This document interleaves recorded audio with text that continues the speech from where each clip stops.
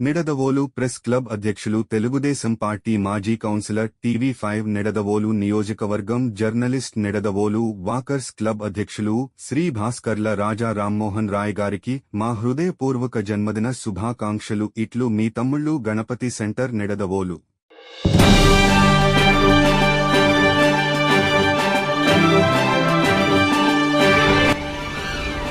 నమస్తే, welcome to SK news.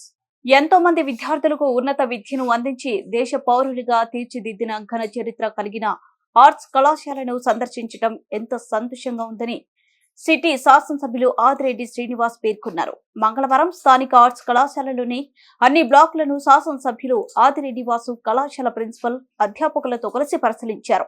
ఈ సందర్భంగా ఆయన మాట్లాడుతూ విద్యాభ్యాసం చేస్తున్న విద్యార్థులకు కళాశాల లైబ్రరీలో సాంకేతిక విభాగాలతో పాటు 1600వ శతాబ్దము నుంచి నేటి వరకు గత చరిత్ర వైభవాన్ని తెలుసుకునే విధంగా బుక్స్ ను అందుబాటులో ఉంచి సంరక్షించడం ప్రశంసనీయమని అన్నారు. విద్యా సంపదను భవిష్యత్ తరాలకు అందించాలనే దృక్పథంతో ఇక్కడ చదువుతున్న విద్యార్థులతోనే డిజిటలైజేషన్ పద్ధతిని అనుసరించడం జరుగుతుందన్నారు.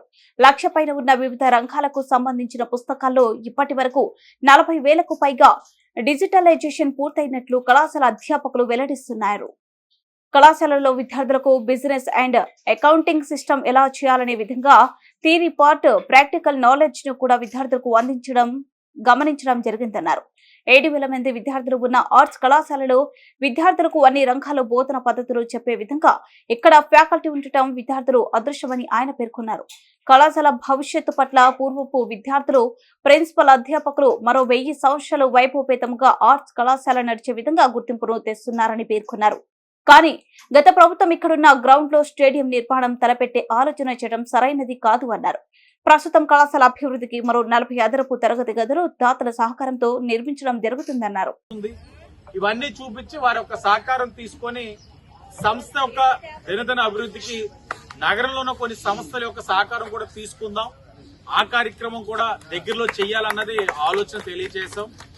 రుడా వారి యొక్క సహకారం కూడా కావాలి. రుడా వీసీ గారు కూడా తెలియజేయడం జరిగింది. ఏదేమైనా నెగ్గిన తర్వాత అనేకమైన కార్యక్రమాలు చేసుకుంటూ వచ్చాం. ఒక్కొక్క రోజు ఒక్కొక్కటి నేర్చుకుంటా ఉన్నాను. ఎన్ని సంవత్సరాలు రాజకీయంలో ఉన్నా కొన్ని తెలియని అంశాలు ఇంకా ఉన్నాయి.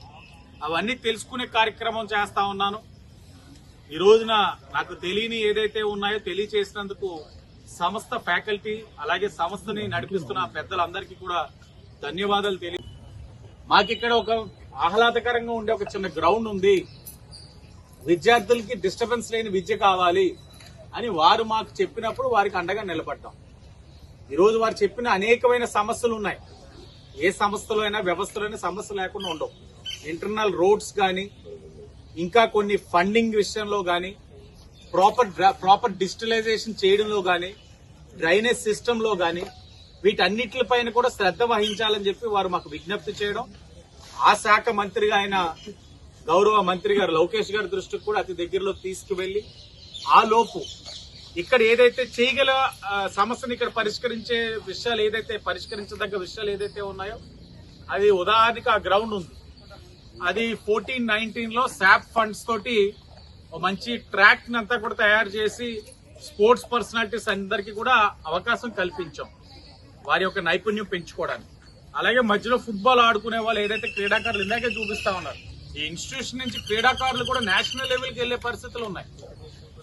ఇంటర్నేషనల్ కూడా వెళ్తా ఉన్నారు. ఫుట్బాల్ ప్లేయర్స్ ఉన్నారు. ఇందాక పాపను చూపిస్తా ఉన్నారు. అందరూ ఇక్కడ ప్రాక్టీస్ చేస్తా ఉన్నారు. ఇప్పుడు మీడియా మీరే చూడొచ్చు ఇప్పుడు అది ఎలా ఉందన్నది. అడవి కింద తయారైంది.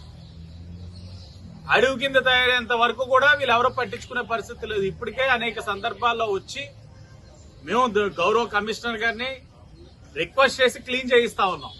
శాప్ డిపార్ట్మెంట్ ఏమైపోయిందో తెలియదు. స్పోర్ట్స్ కి ప్రాధాన్యత ఇచ్చే పరిస్థితి లేదు. గత వైసీపీలో ఆడుదాం ఆంధ్ర అనేవారు. ఎక్కడ ఆడాలని అడిగేవాళ్ళం, చెప్పలేకపోయే పరిస్థితి. వారు కూడా ఎందుకు ఆడాలి, ఎక్కడ ఆడాలి, ఏ విధమైన క్రీడాకారులకి ప్రోత్సాహం కూడా లేదు. ఇప్పుడు ఇవన్నిటిని కూడా సరిచేస్తున్నాం.